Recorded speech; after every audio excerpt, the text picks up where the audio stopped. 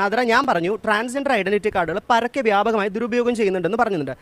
Hi സുഹൃത്തുക്കളെ, അപ്പോൾ ഇതൊരു റിയാക്ഷൻ വീഡിയോ ഒന്നല്ല കേട്ടോ, പക്ഷേ ഐ വാണ്ട് സം ക്ലാരിഫിക്കേഷൻ. കഴിഞ്ഞ ദിവസം ന്യൂസ് 18 ചാനലിൽ വന്ന ഒരു ചർച്ചയാണ്. നമ്മുടെ സ്വന്തം നാദിറ ആങ്കറായിട്ടുള്ള ട്രാൻസ് കമ്മ്യൂണിറ്റിയിലുള്ള ചില അംഗങ്ങളൊക്കെ പ്രതിനിധാനം ചെയ്ത ഒരു ചർച്ചയാണ്. അതിൻ്റെ ഒരു ബാക്ക്ഗ്രൗണ്ട് എന്ന് പറഞ്ഞിട്ടുണ്ടെങ്കിൽ കേന്ദ്ര ഗവൺമെൻറ് ട്രാൻസ്ജെൻഡർ ബില്ലിൽ നടത്തിയ ചില അമെൻമെൻറ്റ്സ്, അത് സമ്മിശ്രമായ പ്രതികരണങ്ങളാണ് നമ്മുടെ കമ്മ്യൂണിറ്റിൻ്റെ ഇടയിൽ തന്നെ ഉണ്ടാക്കിയിട്ടുള്ളത്.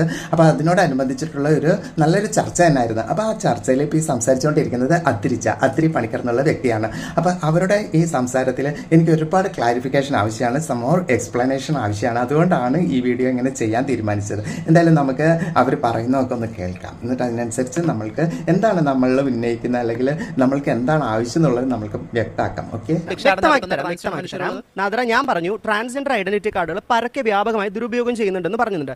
അത് അദ്രിജ പറഞ്ഞ 100% ശരിയായിട്ടുള്ള ഒരു കാര്യമാണ് കേട്ടോ. ട്രാൻസ്ജെൻഡേഴ്സ് ID കാർഡ് ദുരുപയോഗം ചെയ്യപ്പെടുന്ന പല സാഹചര്യങ്ങളും നമ്മൾ എപ്പോഴും കണ്ടുകൊണ്ടിരിക്കുന്ന ഒരു അവസ്ഥാവിശേഷം കേരളത്തിലുണ്ട്. കാരണം സെൽഫ് ഡിക്ലറേഷൻ മുഖേന നമ്മൾ ഒരു അഫിഡവിറ്റ് തയ്യാറാക്കി ഒരു നോട്ടറി വക്കീൽ അറ്റസ്റ്റ് ചെയ്തിട്ട് അങ്ങനെയൊക്കെയാണ് നമുക്ക് കേന്ദ്ര ഗവൺമെൻറ്റിൻ്റെ ഒരു ട്രാൻസ്ജെൻഡേഴ്സ് ID കാർഡ് കിട്ടുന്നത്. അത് കിട്ടാൻ എളുപ്പം തന്നെയാണ്. അപ്പോൾ അതിനൊക്കെ ഒരു അമെൻമെൻറ്റ് ഭേദഗതി വരുത്തിയിട്ടുള്ള ഒരു ബില്ലാണ് ഇവിടെ വന്നത്. യാതൊരു അർഹതയില്ലാത്ത ഒരുപാട് വ്യക്തികൾ ട്രാൻസ്ജെൻഡേഴ്സ് ID കാർഡ് എടുക്കുകയും അത് ദുരുപയോഗം ചെയ്യുകയും ചെയ്യുന്നത് നമ്മൾ നിത്യേന കണ്ടുകൊണ്ടിരിക്കുകയാണ്. അത് നിയമപരമായിട്ട് കർശനമായിട്ട് തടയേണ്ടത് തന്നെയാണ്.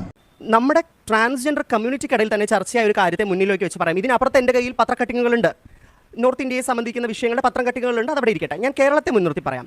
നോർത്ത് ഇന്ത്യയിൽ നിന്ന് കേരളത്തിലേക്ക് വന്നു കയറുന്ന ആൾക്കാർ, അത് ഇവരിൽ പലരും അവരുടെ നാട്ടിൽ കല്യാണം കഴിഞ്ഞ് കുട്ടികളൊക്കെ ഉള്ളവരാണ്. അവരിവിടെ വരികയും കോഴിക്കോട് കേന്ദ്രീകരിച്ച് ഇവർക്ക് ട്രാൻസ്ജെൻഡർ ഐഡന്റിറ്റി കാർഡ് ഓരോരുത്തരെ എടുത്തു കൊടുത്തിട്ട് ഇവരെ ഹിജറ കൾച്ചർ പ്രകാരം റീത്തിട്ട് മക്കളാക്കുന്നുണ്ട്. കോഴിക്കോട് കേന്ദ്രീകരിച്ച് അന്യ സംസ്ഥാനങ്ങളിലുള്ള വ്യക്തികളെ കൊണ്ടുവന്നിട്ട് ട്രാൻസ്ജെൻഡേഴ്സ് ID കാർഡ് എടുത്തു കൊടുത്ത് മക്കളാക്കുന്നത് ആരാണെന്നുള്ളത് പറയണം. അല്ലാണ്ട് ഇവിടെ ചിലർ മക്കളാക്കുന്നുണ്ട് എന്നൊക്കെ അങ്ങോട്ട് പറയുമ്പോൾ അതാണ് എനിക്ക് മനസ്സിലാകാത്തത്.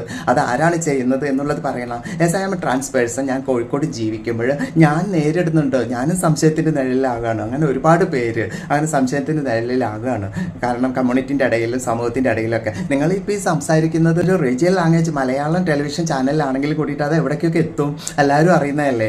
ആരാണ് അന്യ സംസ്ഥാനങ്ങളിൽ നിന്ന് വന്ന വ്യക്തികൾക്ക് ട്രാൻസ്ജെൻഡേഴ്സ് ID കാർഡ് എടുക്കുകയും മക്കളാക്കുകയും ഒക്കെ ചെയ്യുന്നത് എന്നുള്ളത് താങ്കൾ പറയാൻ ബാധ്യസ്ഥയാണ്. അല്ലാണ്ട് എന്തെങ്കിലും ഇങ്ങനെ ചിലർ ചെയ്യുന്നുണ്ട്, കോഴിക്കോട് ആസ്ഥാനമായിട്ട് ഇങ്ങനെ നടക്കുന്നുണ്ട് എന്ന് പറയുന്നതിലുള്ള ഒരു ബുദ്ധിമുട്ടാണ് ഞാൻ രേഖപ്പെടുത്തുന്നത്. ഓക്കെ, ഈ മക്കളാക്കുന്നവരെ, അതായത് കേരളത്തിൽ വെറുതെ നിൽക്കാൻ പറ്റില്ലല്ലോ.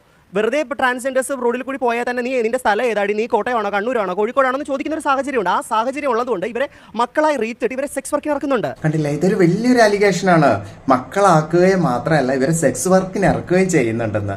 നമ്മൾക്കൊക്കെ അറിയാം, കേരളത്തിലെ ഒരുപാട് നഗരങ്ങളിൽ സെക്സ് വർക്കിനായിട്ട് ട്രാൻസ്ജെൻഡേഴ്സ് വ്യക്തികൾ നിൽക്കുന്നത് നമുക്കറിയാം. പക്ഷെ അത് എൻ്റെ ശരീരം എൻ്റെ അവകാശം എന്നുള്ള നിലക്ക് നിൽക്കുന്നവരെ അത് നമ്മൾക്കറിയാം. ഇത് പക്ഷെ അങ്ങനല്ല, അന്യ സംസ്ഥാനങ്ങളിൽ നിന്നൊക്കെ ആളുകളെ കൊണ്ടുവന്നങ്ങായിട്ട് ഇറ്റ്സ് എ ഹ്യൂമൻ ട്രാഫിക്, മനുഷ്യക്കടത്താണ് ഇവിടെ പറയുന്നത്. അപ്പം അങ്ങനെ കൊണ്ടുവന്നിട്ട് അവർക്ക് ട്രാൻസ് ID കാർഡ് എടുത്ത് കൊടുക്കുകയും അവരെ മക്കളാക്കി നിലനിർത്തുകയും അവർക്ക് വേണ്ടുന്ന എല്ലാ സംരക്ഷണങ്ങളും കൊടുത്തിട്ട് അവരെ നഗരങ്ങളിലെ പല ഭാഗങ്ങളിലായിട്ട് സെക്സ് വർക്കിന് നിർത്തുക. ഇനി എന്താ പറയുന്നത് നോക്കട്ടെ.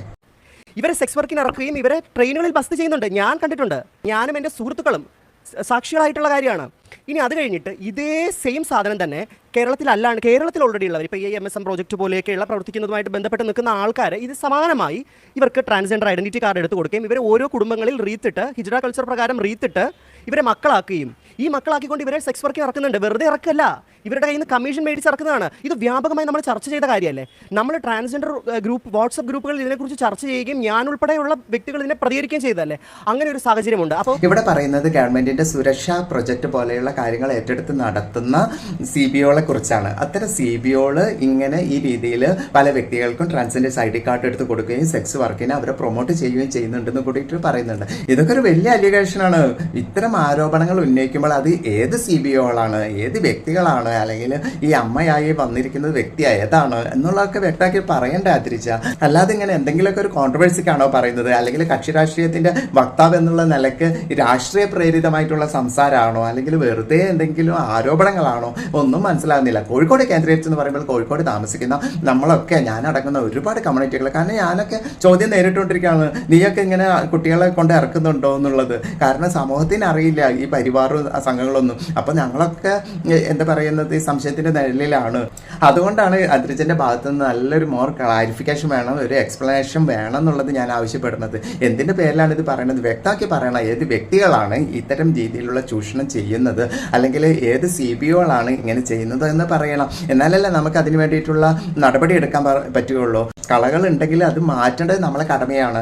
നമുക്കറിയാം ഇപ്പോഴത്തെ മാറി വന്ന സാഹചര്യത്തിൽ 10 വർഷത്തോളം ജയിൽ ശിക്ഷ അനുഭവിക്കാവുന്ന കുറ്റകൃത്യങ്ങളിലാണ് താങ്കൾ ആരോപിക്കുന്നത്. ഏത് വ്യക്തികളാണെന്നുണ്ടെങ്കിൽ ആ തടവ് അവർക്ക് വാങ്ങിച്ചു കൊടുക്കണം. അങ്ങനെയൊക്കെയാണ് അതിന് നീതി കാണിക്കേണ്ടത്, അല്ലെങ്കിൽ ശക്തമായിട്ട് നിലനിൽക്കേണ്ടത്. അതാണ് ഒരു നിലപാടെന്ന് പറയുന്നത്. അത് ഏതൊരു കക്ഷി രാഷ്ട്രീയത്തിന്റെ ബലത്തിൽ നിൽക്കണം, അതിന്റെ വക്താവായി നിന്നാലും തന്നെ ഇതിനൊരു നിലപാട് വേണം. നമ്മൾ പറയുന്നത് അത് വ്യക്തത വേണം, സുതാര്യത വേണം.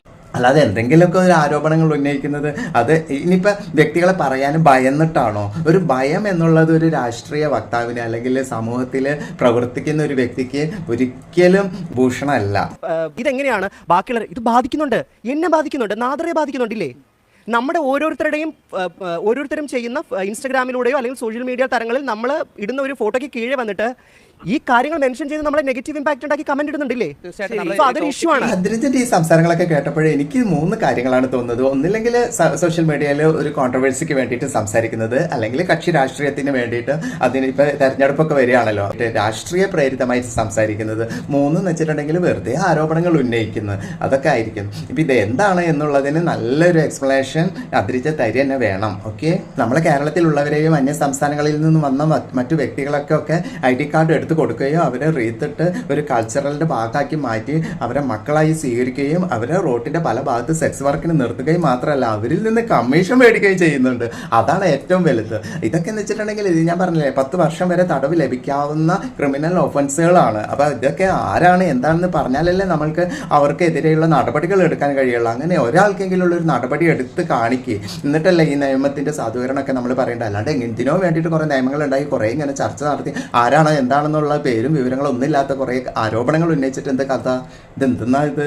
എന്തിന്റെ ബലത്തിലാണ് കോഴിക്കോട് കേന്ദ്രീകരിച്ച് ഇത്തരം കാര്യങ്ങൾ നടക്കുന്നുണ്ടെന്ന് അദ്രിജ പറയുന്നത്? അത് വ്യക്തമാക്കേണ്ട ഒരു 100% ബാധ്യസ്ഥയാണ് അദ്രിജ. ഓക്കെ, കോഴിക്കോടിനെ സംബന്ധിച്ച് പറയുകയാണെന്നുണ്ടെങ്കിൽ 3 പരിവാറാണ് എൻ്റെ അറിവിലുള്ളത്. സുസ്മി പരിവാറുണ്ട്, അനാമിയ പരിവാറുണ്ട്, അഷിത പരിവാറുണ്ട്. ഒരുപാട് കമ്മ്യൂണിറ്റി അംഗങ്ങൾ, അത് കേരളത്തിലുള്ളതാണോ അല്ലെങ്കിൽ സംസ്ഥാനക്കാരാണോ എന്നൊന്നും എനിക്കറിയില്ല. അങ്ങനെ ഒരുപാട് കുട്ടികളുള്ളതാണ് സുസ്മി പരിവാറിലും അനാമിയ പരിവാറിലും അതേപോലെ അഷിത പരിവാറിലൊക്കെ ഉള്ളത്. അദ്രിജ പറഞ്ഞ ആരോപണങ്ങൾ ഈ 3 പരിവാറിനെ ലക്ഷ്യം വെച്ച് മാത്രമാകാനാണ് സാധ്യത. കാരണം മറ്റൊരു പരിവാർ കോഴിക്കോട് ആസ്ഥാനമായിട്ടില്ല. ആരും അങ്ങനെ അമ്മ മക്കൾ എന്നുള്ള രീതിയിൽ ഇവിടെ നിലനിൽക്കുന്നില്ല. നമുക്കറിയാം കേരളത്തിലെ ട്രാൻസ് കമ്മ്യൂണിറ്റി അംഗങ്ങളെല്ലാവരും തന്നെ ഹിജറ കൾച്ചറൽ സ്ട്രിക്റ്റ് ആയിട്ട് ഫോളോ ചെയ്യുന്നവരൊന്നുമല്ല. ആ കൾച്ചറിന്റെ ഭാഗമല്ലാണ്ട് ജീവിക്കുന്നവരാണ് ഇവിടെ ഭൂരിപക്ഷം പേരും. കാരണം വ്യക്തിപരമായ ഓരോ താല്പര്യങ്ങൾക്കനുസരിച്ച് അങ്ങനെ ജീവിക്കുന്നത്. ട്രാൻസ് ആണ്, ട്രാൻസ് കമ്മ്യൂണിറ്റി ID കാർഡ് ഉണ്ടാവും. ഈ സമൂഹത്തിൽ എല്ലാവരെയും പോലെ തന്നെ കൾച്ചറിന്റെ ഭാഗമല്ലാതെ ജീവിക്കുന്നവരാണ് ഭൂരിപക്ഷം പേരും എന്നാണ് ഞാൻ കണ്ടിട്ടുള്ളത്. എന്നാലും തന്നെ നമ്മൾ ആ കൾച്ചറിന്റെ ഭാഗമായിട്ടുള്ള ജൽസ, വർഷപൂജ പോലുള്ള എല്ലാത്തിലും നമ്മളൊക്കെ പങ്കെടുക്കാറുണ്ട്. എന്നാലും തന്നെ കുറെ പേര് അമ്മ എന്ന സ്ഥാനം വഹിക്കുകയും അവർക്ക് ഒരുപാട് മക്കളെ ഉണ്ടാക്കുകയും അതൊക്കെ ഒരു നല്ല കാര്യമാണ്. പരിവാരം ഉണ്ടാക്കുന്നത് വളരെ നല്ല കാര്യമാണ്. കാരണം ഒരുപാട് പേര് വീടൊക്കെ വിട്ട് വന്ന് നിൽക്കുന്നവരാണ്. അപ്പോൾ അവർക്ക് ഒരു താങ്ങും തണലൊക്കെ ആയിട്ട് അന്യോന്യം ചേർത്ത് പിടിച്ച് ഒരു നല്ലൊരു കുടുംബമായിട്ട് പോകുന്നത് നല്ല കാര്യമാണ്. പക്ഷെ അദ്രിജ ഇവിടെ പറഞ്ഞ പോലെയുള്ള ചൂഷണങ്ങൾക്ക് വിധേയമാക്കപ്പെടുന്ന ഒരു പരിവാർ അല്ലെങ്കിൽ അങ്ങനെയുള്ള വ്യക്തികളെ ചൂഷണം ചെയ്ത് അവരിൽ നിന്ന് പൈസ വാങ്ങിച്ചിട്ട് നിലനിൽക്കുന്ന പരിവാർ കോഴിക്കോട് ഉണ്ട് എന്ന് പറഞ്ഞപ്പോൾ എനിക്ക് കാണാൻ കഴിയുന്നത് സുസ്മി പരിവാർ, അനാമിയ പരിവാർ, അഷിത പരിവാറാണ്. ഈ 3 പരിവാറിൽ ഏത് പരിവാറാണ്, ഏത് വ്യക്തികളാണ് ഇങ്ങനെ ചെയ്യുന്നുള്ളത് അദ്രിജ വ്യക്താക്കുക തന്നെ വേണം. കാരണം എല്ലാവരും ഇങ്ങനെ സംശയത്തിന്റെ മുൾമുനയിൽ നിർത്തിയിട്ട് എന്താ കാര്യം? നമുക്കറിയാം സുസ്മി, അനാമിയ എന്ന് വെച്ചിട്ടുണ്ടെങ്കിൽ ഇവിടുത്തെ ജസ്റ്റിസ് ബോർഡ് അംഗങ്ങളാണ്. അതിലുപരി DTFK എന്നുള്ളത് നമ്മുടെ LDF ഗവൺമെന്റിന്റെ LDFന്റെ ഒരു പോഷക സംഘടന ആയിട്ട് അല്ലെങ്കിൽ അവരോട് അനുഭവം പുലർത്തുന്ന ഒരു DTFK എന്നൊരു സംഘടനയിലെ ഉത്തരവാദിത്തപ്പെട്ട സ്ഥാനങ്ങൾ അലങ്കരിക്കുന്നവരാണ്. Justice board മെമ്പേഴ്സാണ്. ഞാൻ പറഞ്ഞില്ലേ. അപ്പൊ അനാമിക, സുസ്മി ഇവരൊക്കെ ആ രീതിയിൽ ഇത്തരം രീതിയിൽ കുട്ടികളെ കൊണ്ടുവന്ന് ഇറക്കുകയും അവർക്ക് ട്രാൻസ്ജെൻഡർ ID കാർഡ് എടുക്കുകയും മക്കളാക്കി നിലനിർത്തുകയും അവരെ റോഡിന്റെ പല ഭാഗത്ത് തെരുവുകളിൽ കൊണ്ട് നിർത്തിയിട്ട് സെക്സ് വർക്ക് പ്രൊമോട്ട് ചെയ്തിട്ട് അതിൽ നിന്നും പൈസ വാങ്ങിച്ച് ജീവിക്കുന്നവരാണെന്നാണോ പറയുന്നത്? അല്ലെങ്കിൽ അഷിത നമുക്കറിയാം തിരുവനന്തപുരത്തുള്ള കുക്കുവിന്റെ മകളാണ്, മിയ കുക്കു. അപ്പൊ അവരൊക്കെ എന്ന് വെച്ചാൽ ഇവരുടെ റെപ്യൂട്ടേഷൻ അദ്രിജ നോക്കുന്നില്ലേ? ഇവരുടെ പരിവാറിന്റെ ഇവരുടെ കുടുംബത്തിന്റെ ഒരു റെപ്യൂട്ടേഷൻ അദ്രിജ കാണുന്നില്ല. കോഴിക്കോട് കേന്ദ്രീകരിച്ചെന്ന് പറയുമ്പോൾ കോഴിക്കോടുള്ളത് ഈ 3 പരിവാറാണ്. ഇവർക്കാണ് മക്കളുള്ളത്, ഇവരാണ് അമ്മമാര്. ഇവര് ചെയ്യുന്നുണ്ടെന്നാണോ പറയുന്നത്? അല്ലെങ്കിൽ ഇവരിൽ ആരാണ് ചെയ്യുന്നത് എന്നുള്ളത് വ്യക്തമാക്കാതെ ഏതെങ്കിലുമൊക്കെ ഇങ്ങനെ പറഞ്ഞിട്ട് വെറുതെ നമ്മളുടെ ഈ കമ്മ്യൂണിറ്റിൻ്റെ ഇടയിൽ കോൺട്രവേഴ്സി ഉണ്ടാക്കുകയും സമൂഹത്തിന് കൈകൊട്ടിച്ചിരിക്കാൻ ഇടം നൽകുകയും ചെയ്യുന്ന കാര്യങ്ങൾ എന്തിനാണ് പറയുന്നത്? കാരണം തെറ്റ് ചെയ്തവർ എന്തായാലും ശിക്ഷ അനുഭവിക്കട്ടെ, ഏത് രീതിയിലാണെങ്കിലും. ആ തെറ്റ് ചെയ്തവർ ആരാണെന്ന് പറയേണ്ടതല്ലേ നമ്മുടെ സമൂഹത്തിനെ നന്നാക്കി എടുക്കാൻ കഴിയുമല്ലോ. അതല്ലേ ഒരു രാഷ്ട്രീയ വക്താവ് ചെയ്യേണ്ടത്. അല്ലെങ്കിൽ സമൂഹത്തിൽ നിലനിൽക്കുന്ന അല്ലെ കമ്മ്യൂണിറ്റീൻ്റെ കാര്യങ്ങൾ നല്ല രീതിയിൽ വിശകലനം ചെയ്യുന്ന ഒരു വ്യക്തി എന്താണ് ചെയ്യേണ്ടത്? സമൂഹത്തിൽ ഉണ്ടാകുന്ന അല്ലെങ്കിൽ കമ്മ്യൂണിറ്റിയുടെ ഇടയിൽ ഉണ്ടാകുന്ന പ്രശ്നങ്ങൾ എന്താണ്, ആ പ്രശ്നങ്ങൾ ഉണ്ടാക്കുന്നത് ആരാണ്, ആ വ്യക്തിയെ തക്കതായ രീതിയിലുള്ള ശിക്ഷകൾ കൊടുത്ത് അവരെ നല്ല രീതിയിലാക്കിയിട്ട് മാറ്റപ്പെടുത്തി കൊണ്ടുവരേണ്ടതല്ലേ? ഇങ്ങനത്തെ ഒരു സിസ്റ്റം ഇവിടെ ഉണ്ടെന്നുണ്ടെങ്കിൽ അത് എത്രയും പെട്ടെന്ന് മാറ്റേണ്ടതല്ലേ? അതെന്തുകൊണ്ട് തുറന്ന് പറയുന്നില്ല? നിങ്ങൾക്ക് എന്താ ഭയമാണോ? അതിരിച്ച് ഭയമുണ്ടോ? ഭയം ഞാൻ നേരത്തെ പറഞ്ഞോട്ട് ഒരിക്കലും ഒരു വ്യക്തിക്ക് ഭൂഷണമല്ല. പ്രത്യേകിച്ച് രാഷ്ട്രീയത്തിലൊക്കെ നിലനിൽക്കുന്ന ഒരു വ്യക്തിക്ക്, ഇങ്ങനെ സംസാരിക്കുന്ന ഒരു ഇൻ്റർവ്യൂകളിലും ചർച്ചകളിലൊക്കെ പങ്കെടുക്കുന്ന വ്യക്തിക്ക് ഒരു ഭയം ഭൂഷണമല്ല.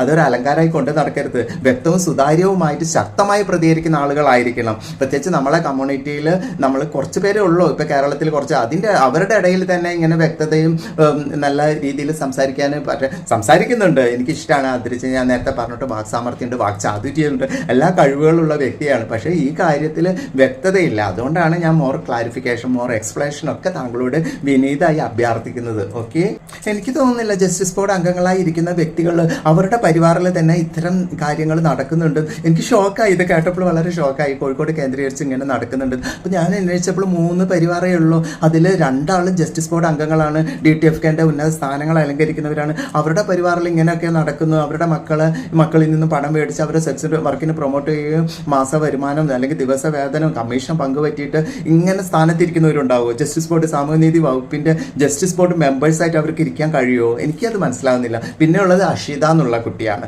അഷിതക്കുണ്ട് ഒരുപാട് മക്കൾ. അങ്ങനെ അഷിതയാണോ അത് ചെയ്യുന്നത്? ഈ 3 വ്യക്തികളിൽ ആരാണ്, അവർ ഏത് പരിവാറാണ്, എത്ര കുട്ടികളിൽ നിന്നാണ് മേടിക്കുന്നത് എന്നുള്ളത് അതിരിച്ച് വ്യക്തമാക്കുക തന്നെ വേണം. Okay, thank you.